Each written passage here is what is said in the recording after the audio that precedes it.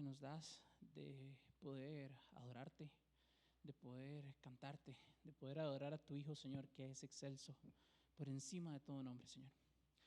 Y queremos venir delante de ti en este momento para poner en tus manos este tiempo, Señor, de meditación, de predicación, de escuchar tu palabra, Señor. Prepara nuestras mentes, prepara nuestros corazones, Dios. Que sea tu espíritu hablando, que sea tu palabra expuesta y que podamos llevarla a cabo y que puedas transformar nuestras vidas a través de ella. En el nombre de Cristo Jesús. Amén. Hermanos, y vamos a continuar con el estudio que hemos venido haciendo expositivo del libro de Hechos. Y antes de empezar, me gustaría contarles una historia de la vida de Agustina de Tagaste. Resulta ser que Agustina de Tagaste es la madre del teólogo conocido como Agustín de Hipona, o conocido como San Agustín también. Agustina era una mujer cristiana, devota, que siempre se esforzó por transmitir el evangelio a su hijo, quien posteriormente se convertiría en uno de los teólogos más influyentes de la historia cristiana. Pero resulta que en sus primeros años, Agustín llevó una vida despreocupada y pecaminosa, alejadísimo de la fe cristiana. Sin embargo, dice que su madre nunca se rindió en su empeño para llevarlo hacia la fe. Agustina oraba fervientemente por su hijo y siempre estaba dispuesta a hablarle de la fe y a compartir con él las verdades del evangelio. A través de los años, la influencia y dedicación de Agustina comenzaron a dar frutos. Agustín empezó a sentir una profunda inquietud espiritual y a buscar respuestas a sus preguntas más importantes sobre la vida y la fe. Fue en medio de esta búsqueda que finalmente tuvo un encuentro transformador con Dios y se convirtió al cristianismo. Después de su conversión, Agustín se convirtió en un líder espiritual influyente y un destacado teólogo. Sus obras y enseñanzas han tenido un impacto duradero en la teología cristiana y en la comprensión de temas como la gracia, el pecado y la salvación. La perseverancia y la dedicación de Agustina de Tagaste en predicar el evangelio a su hijo Agustín tuvieron un impacto trascendental en la historia del cristianismo.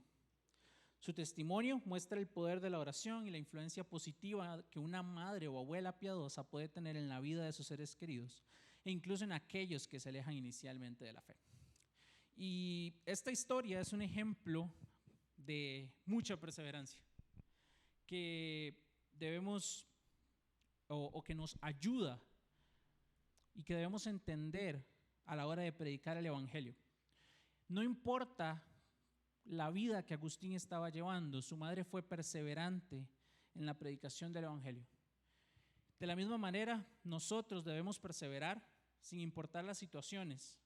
No importa si lo que pase sea lo que deseamos, lo que esperamos o no. Debemos perseverar.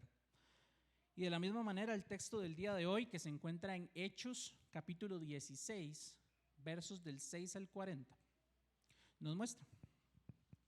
Hechos, capítulo 16, versos del 6 al 40.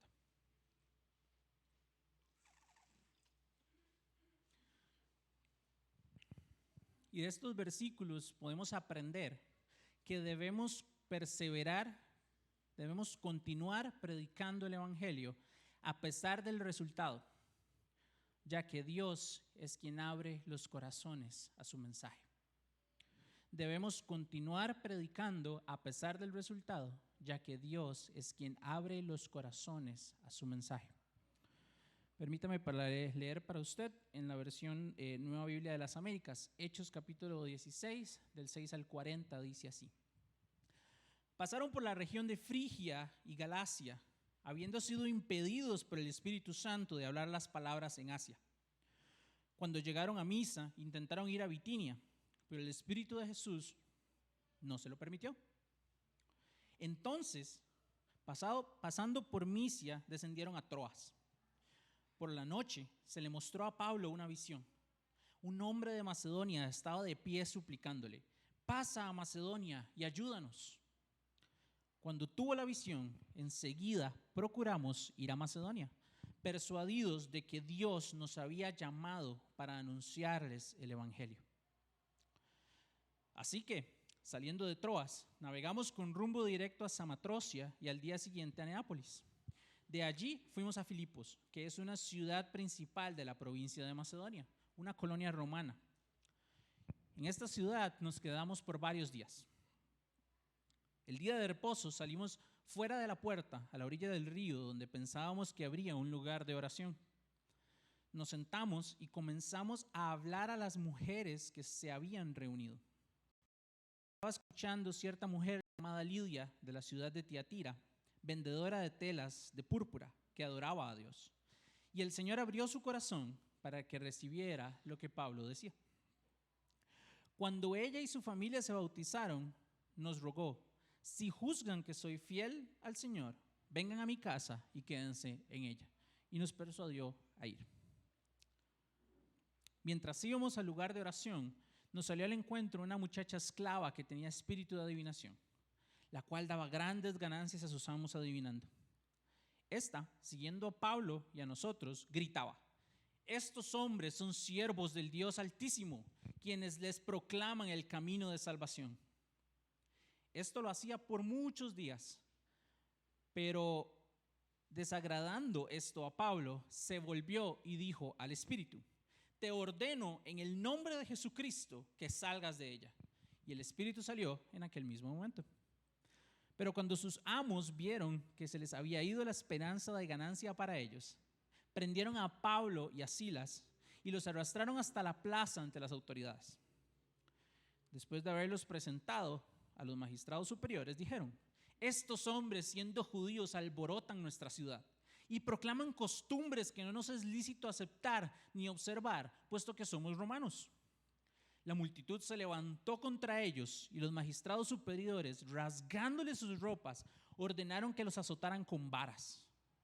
Después de darles muchos azotes, los echaron a la cárcel, ordenando al carcelero que los guardara con seguridad, el cual, habiendo recibido esa orden, los echó al calabozo interior y les aseguró los pies en el cepo. Como a medianoche, Pablo y Silas oraban y cantaban himnos a Dios, y los presos los escuchaban. De repente se produjo un gran terremoto, de tal manera que los cimientos de la cárcel fueron sacudidos. Al instante se abrieron todas las puertas y las cadenas de todos se soltaron. Al despertar el carcelero y ver abiertas todas las puertas de la cárcel, sacó su espada y se iba a matar, creyendo que todos los prisioneros habían escapado. Pero Pablo clamó a gran voz diciendo: no te hagas ningún mal, pues todos estamos aquí. Entonces él pidió luz, se precipitó adentro y temblando se postró ante Pablo y Silas y dijo: señores, ¿qué debo hacer para ser salvo? Ellos respondieron: cree en el Señor Jesús y serás salvo tú y toda tu casa. Y le hablaron la palabra del Señor a él y a todos los que estaban en su casa. El carcelero los tomó en aquella misma hora de la noche y les lavó las heridas, y enseguida fue bautizado con todos los suyos. Llevándolos a su hogar, les dio de comer y se regocijó grandemente por haber creído en Dios con todos los suyos. Cuando se hizo de día, los magistrados superiores enviaron a sus oficiales diciendo: suelta a esos hombres. El carcelero comunicó a Pablo estas palabras diciendo: los magistrados superiores han dado orden de que les suelte, así que salgan ahora y vayan en paz. Pero Pablo les dijo: aunque somos ciudadanos romanos, nos han azotado públicamente sin hacernos juicio y nos han echado a la cárcel. ¿Y ahora nos sueltan en secreto? De ninguna manera. Que ellos mismos vengan a sacarnos. Los oficiales informaron esto a los magistrados superiores y al saber que eran ciudadanos romanos, tuvieron temor. Entonces vinieron y les suplicaron, y después de sacarlos, les rogaban que saliera de la ciudad. Cuando salieron de la cárcel, fueron a la casa de Lidia y al ver a los hermanos, los consolaron y se fueron. Hermanos, vamos a dividir este texto en tres partes. La primera de ellas la encontramos en los versos del 6 al 15 y la titulé Una serie de eventos inesperados. Una serie de eventos inesperados. Recordemos que Pablo parte con Silas para visitar las iglesias donde anteriormente había proclamado la palabra de Dios. En el camino, Pablo toma a Timoteo y lo lleva también con él. Se nos narra que las iglesias que visitaban eran confirmadas en la fe. Ellas eran fortalecidas en la fe y crecían en número. Inmediatamente después, Lucas nos introduce a otro relato de este grupo de misioneros que viaja por Asia predicando el evangelio. Se nos cuenta en estos versos que Pablo y compañía pasaron por Frigia y Galacia, que eran dos regiones pertenecientes a Asia, con el objetivo de seguir predicando el evangelio. Sin embargo, Lucas cuenta que el Espíritu Santo les impidió hablar la palabra en estas zonas. El texto no nos menciona la forma o el método que el Espíritu utilizó para impedirlo, pero si algo es claro es que la voluntad de Dios era que no fueran a esa región aún. Seguidamente se nos cuenta que intentaron ir a otro lugar llamado Bitinia, pero que nuevamente el Espíritu de Jesús no lo permitió. Y una aclaración importante es que cuando se habla de Espíritu Santo y Espíritu de Jesús, se está haciendo referencia a la misma persona de la Trinidad, el Espíritu Santo. En los manuscritos, en los idiomas originales, la palabra que se utiliza es exactamente la misma para hablar del Espíritu Santo. Después de estos eventos inesperados, se nos dice que viajan a Troas, que es otra ciudad, una ciudad portuaria. Y en el verso 9 se nos narra que una vez en Troas, Pablo tuvo una visión de un hombre que estaba en Macedonia y que estaba suplicándole que pasaran por ahí para ayudarlos. Ellos entendieron de que era Dios quien los estaba llamando a ir ahí con un solo propósito, el de predicar el evangelio.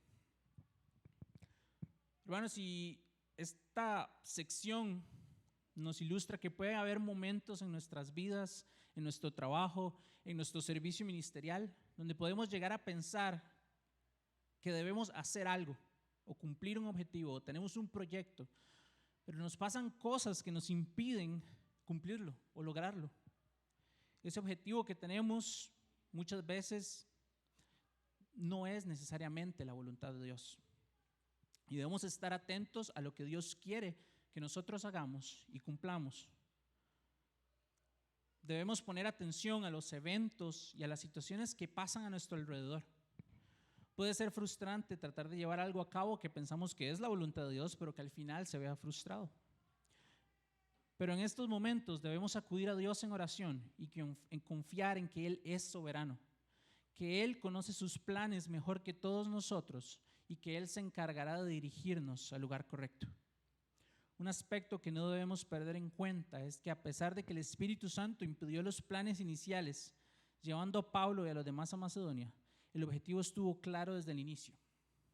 Y el objetivo era el de anunciar el evangelio a donde quiera que vayan.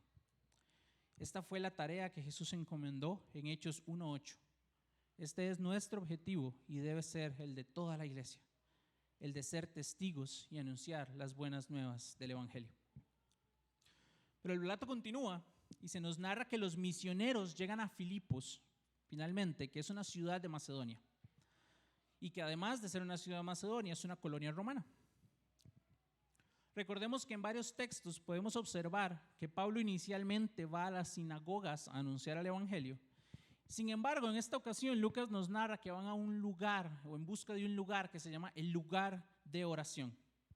Y la pregunta que surge es ¿por qué Pablo no fue a la sinagoga y andaba buscando este lugar de oración? Pues según las tradiciones judías, este era un lugar en donde los judíos que estaban en la dispersión fuera de Israel se reunían para realizar sus rituales. Este tipo de lugares se utilizaban cuando no había una sinagoga en un lugar.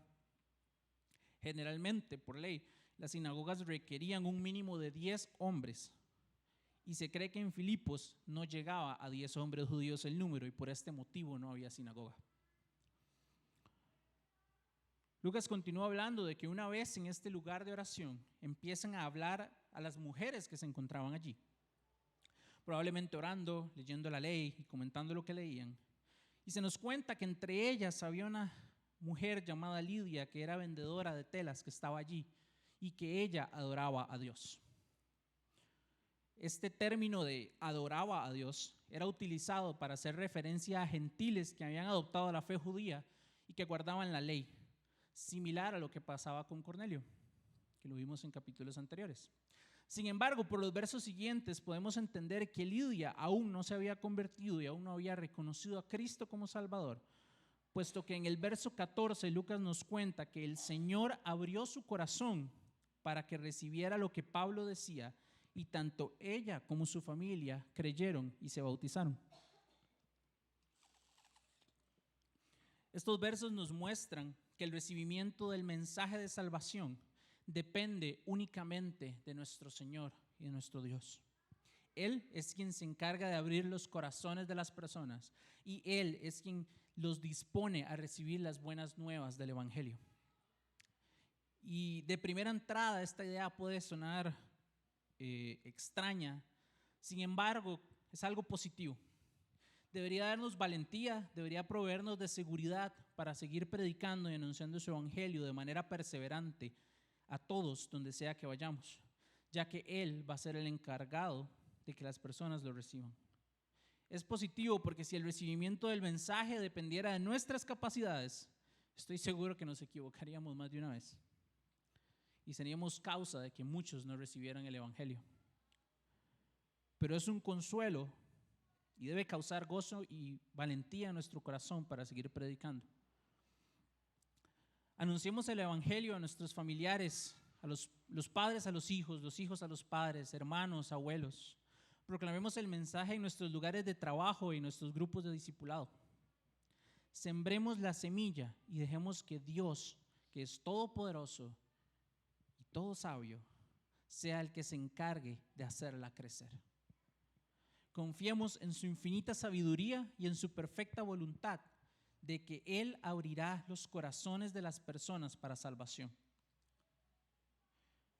Y si hay aquí alguna persona que aún no ha creído en que Jesús es el Salvador, déjeme decirle que no importa qué tan buena persona considere usted que sea, no va a ser salvo.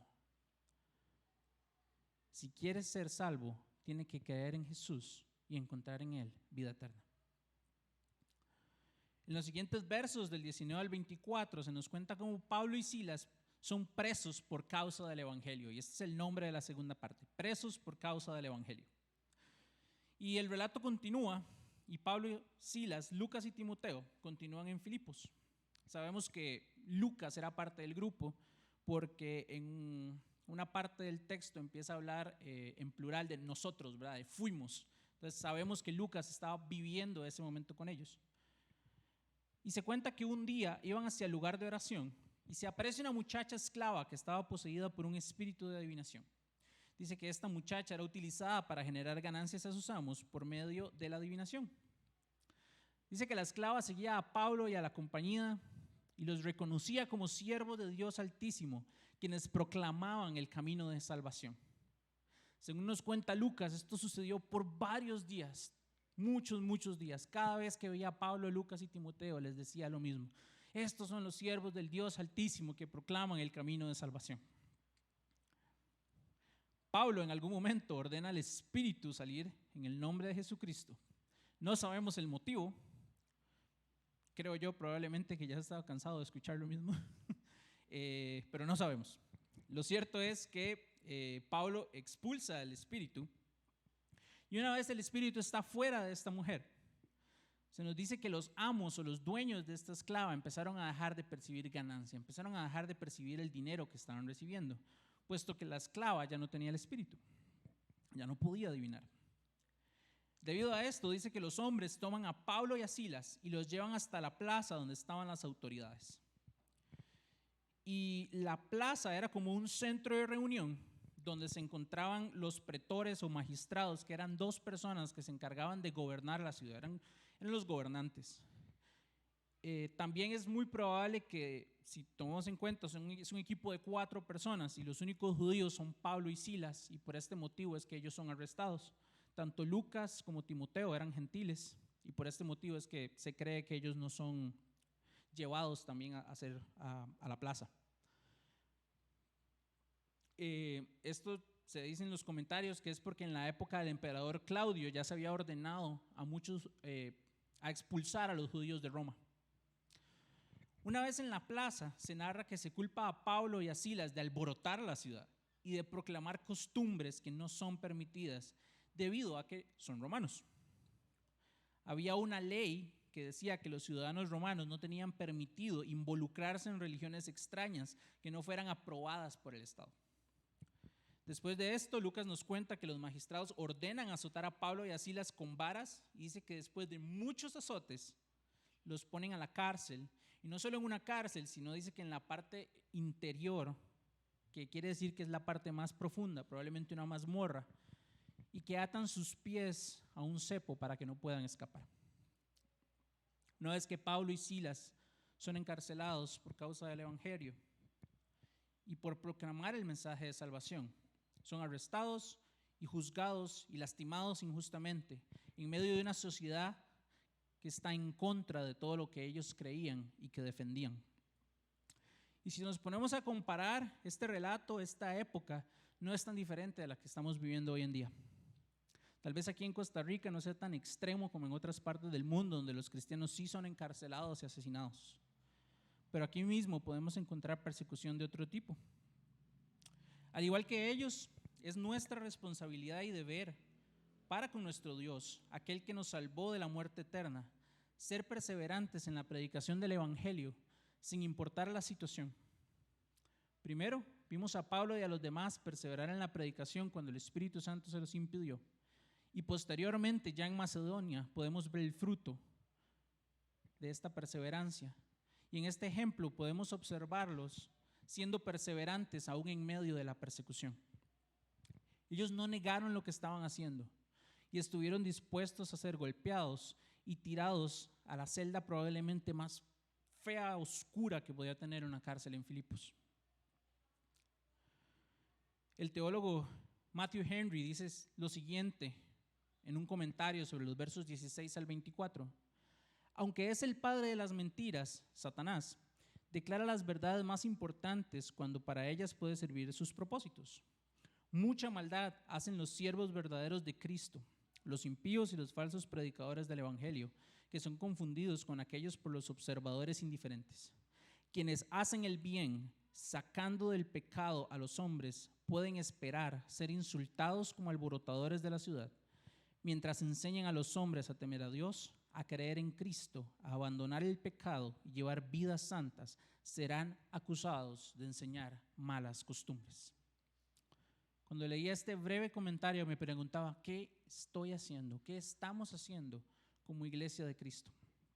¿Estamos siendo alborotadores, enseñando a otros a temer a Dios y creer en Cristo? ¿Estamos llamando a arrepentimiento y a alejarse del pecado a los hombres? ¿O estamos temiendo más a los hombres y quedándonos encerrados en nuestras cuatro paredes, conformándonos cada vez más a las ideas del mundo? Hermanos, debemos reaccionar y debemos despertar como iglesia e imitar a Pablo y a los demás, perseverando en la proclamación del evangelio sin importar las consecuencias. Por último, en los siguientes versos del 25 al 40, vamos a ver que se da una resolución poco habitual para la gloria de Dios. Una resolución poco habitual para la gloria de Dios. Versos del 25 al 40 dice que después de ser azotados y tirados a la cárcel, Pablo y Silas muestran una actitud digna de admirar. Lucas nos cuenta que ellos estaban orando y cantando himnos a Dios, mientras que todos los demás en la cárcel escuchaban. A pesar de lo mal que se viera la situación, ellos seguían confiando en Dios y seguían rindiendo culto a Él. Dice el texto que de repente se produjo un gran temblor que causó que los cimientos de la cárcel fueran sacudidos y que de un pronto a otro todas las puertas y las cadenas de los presos se soltaron. Y esta liberación o este terremoto nos puede recordar a las liberaciones sobrenaturales por las que pasó Pedro en Hechos 5 del 18 al 20 y Hechos 12 del 3 al 11. Y si algo nos muestra este texto es que Dios sigue en control de todo lo que está pasando. Cuando el carcelero se despierta y ve que todas las puertas están abiertas, dice que saca la espada y estaba dispuesto a suicidarse, pensando en que los prisioneros habían escapado. Toma esta acción porque según las leyes de esa época, si algún prisionero se escapaba, la persona responsable iba a ser el carcelero. y podía ser penado con muerte. Probablemente el carcelero estaba seguro de que si todos los prisioneros de la cárcel se habían escapado, estaba sentenciado a una muerte segura. Pero justo en el momento en el que el carcelero va a cometer el suicidio, dice que Pablo alza su voz para decirle que no se lastime, que todos los presos están ahí. El carcelero entra, se postra ante Pablo y Silas y pregunta: ¿qué debo hacer para ser salvo? La pregunta que hace el carcelero parece sencilla, parece normal, y muchas veces podemos leerla muy rápido. La hemos leído muchas veces a lo largo de los 16 capítulos de Hechos que hemos estado estudiando, pero creo que no debe leerse tan rápido, porque es una pregunta cargada de significado. El carcelero con esta pregunta está asumiendo, o se asume al leerla, que en algún momento ya había escuchado sobre el Dios verdadero. No sabemos si escuchó la historia de cómo Pablo sacó al espíritu de la esclava. No sabemos si escuchó el anuncio que la esclava estaba dando cada vez que veía a Pablo y a los demás y los identificaba como siervos del Dios Altísimo. O probablemente haya escuchado también a Pablo y a Silas cantando himnos y orando a Dios durante la noche. Lo cierto es que todos los acontecimientos causaron un impacto en este hombre y Dios abrió su corazón para que recibiera de Pablo y Silas la respuesta que estaba buscando. Y la respuesta es que para ser salvo debes creer en el Señor Jesús. Hermanos, Dios justifica a los pecadores solamente a través de la fe en Cristo Jesús, puesto que al creer en Jesús, somos declarados justos, rectos delante de Dios. Jesús fue el sacrificio perfecto para el perdón de pecados. No es necesario realizar ninguna obra meritoria ni ninguna otra cosa más para ser salvos. Tan solo necesitamos creer. Tal como lo dice Romanos 4, del 1 al 5, dice: ¿qué diremos entonces que halló Abraham nuestro padre según la carne? Porque si Abraham fue justificado por las obras, tiene de qué jactarse, pero no para con Dios. Porque, ¿qué dice la Escritura? Y creyó Abraham a Dios y le fue contado por justicia. Ahora bien, al que trabaja, el salario no se le cuenta como favor, sino como deuda. Pero al que no trabaja, pero cree en aquel que justifica al impío, su fe se le cuenta por justicia. El carcelero y todos los suyos fueron salvos por haber creído en Jesús. Y esta conversión trajo como resultado gozo y obras piadosas hacia otros. En este caso lo podemos ver cuando él cura las heridas de Pablo y Silas, les da de comer e inclusive les da hospedaje.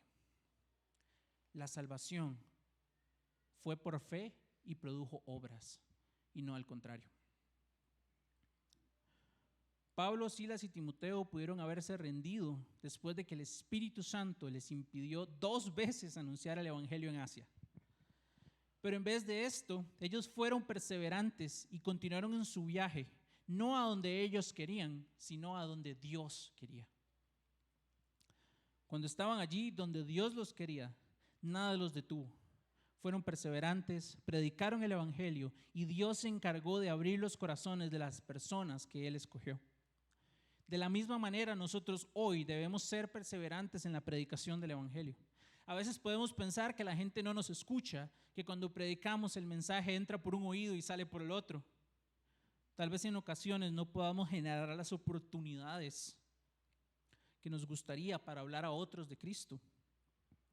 Pero a pesar de que esto nos pase, debemos perseverar, debemos ser fieles a nuestro Dios, porque eventualmente Él nos guiará y nos llevará y nos pondrá en el camino personas a las cuales Él abrirá sus corazones y recibirán el mensaje de salvación. Y si tú aún no has creído en el Señor Jesús, déjame decirte que no hay ninguna obra meritoria que pueda salvarte. No hay nada que puedas alcanzar para ganarte el cielo. No importa qué tan buena persona te consideres, no importa cuánto dinero regales a organizaciones o a donaciones. Si quieres salvación, debes creer en Jesús como el único Señor y Salvador de tu vida, así como lo hizo Lidia y así como lo hizo el carcelero. Lucas continúa el relato contándonos que los magistrados de Filipos enviaron a sus oficiales para que liberaran a Pablo y a Silas. Las razones las desconocemos, teorías hay muchas, no considero que valga la pena ahondar ahí. Sin embargo, cuando el carcelero le dice a Pablo y a Silas esto, Pablo revela que tanto él como Silas son ciudadanos romanos y demanda que los magistrados deben ir a sacarlos a la cárcel. Dice que al escuchar esto, los magistrados sintieron temor. Y con toda razón, ya que el ser ciudadano romano tenía ciertos privilegios entre ellos. Por ejemplo, dice que tenían derecho a tener una audiencia o un juicio, y dice que también no podían ser azotados. Y si nos regresamos a leer unos versos anteriores donde Pablo y Silas son arrestados, ellos no recibieron ningún juicio y fueron azotados.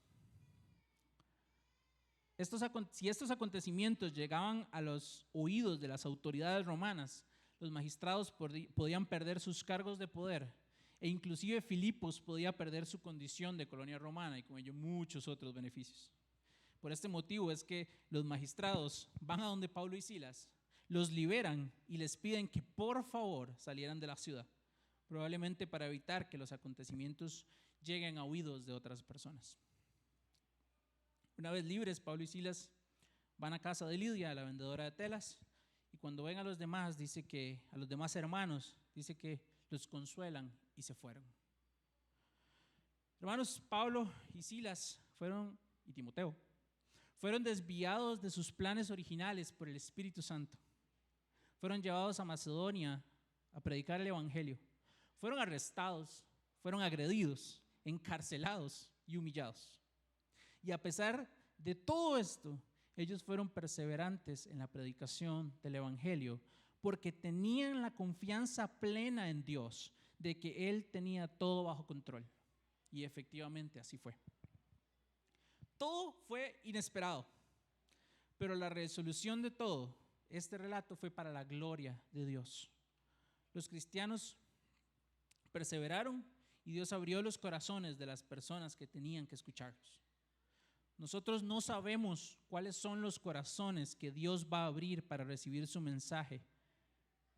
Y realmente no debería importarnos, porque nuestra tarea no es la de convertir personas. Nuestra tarea es la de anunciar el Evangelio. Y por este motivo es que debemos depositar nuestra plena confianza en Dios y orar para que Él se encargue de abrir los corazones de aquellos que no le conocen. Se lo digo nuevamente, perseveremos en la predicación del Evangelio y Dios se encargará de abrir los corazones de las personas que van a recibir este mensaje tan hermoso. Tomemos para nosotros las palabras que Pablo escribe a Timoteo en 2 de Timoteo 4, del 1 al 2 Timoteo 4, del 1 al 5, dice: en la presencia de Dios y de Cristo Jesús, que ha de juzgar a los vivos y a los muertos, por su manifestación y por su reino, te encargo solemnemente. Predica la palabra, insiste a tiempo y fuera de tiempo. Amonesta, reprende, exhorta con mucha paciencia e instrucción. Porque vendrá tiempo cuando no soportarán la sana doctrina, sino que teniendo comezón de oídos conforme a sus propios deseos, acumularán para sí maestros y apartarán sus oídos de la verdad y se volverán a los mitos. Pero tú, sé sobrio en todas las cosas, sufre penalidades, haz el trabajo de un evangelista y cumple tu ministerio. Hermanos, hermanas, prediquemos en tiempo y fuera de tiempo. Amonestemos, reprendamos, exhortemos con paciencia, suframos penalidades y cumplamos nuestro trabajo de perseverar en la proclamación del Evangelio. Dios, te damos muchas gracias por la oportunidad que nos das de predicar y escuchar y meditar tu palabra. Queremos venir delante de ti, delante de tu presencia, para pedirte que nos des la fortaleza que necesitamos, el temple, para poder perseverar en la proclamación de tu evangelio. Sabemos que van a haber momentos difíciles, momentos de confusión, donde tal vez las cosas no salgan como nosotros esperamos, como nosotros nos gustaría. Sabemos que van a haber momentos donde las personas no nos escuchen e inclusive momentos donde vamos a ser perseguidos. También habrá momentos donde vamos a estar esperanzados de que alguna persona en especial escuche tu mensaje y lo reciba, y puede que no suceda de la manera que nosotros deseamos. Te queremos pedir que cuando cada uno de esos momentos se presenten, podamos confiar en que tú eres Dios todopoderoso y soberano, y podamos confiar en que tú tienes todo bajo control y que nuestra tarea es perseverar en la predicación de tu evangelio.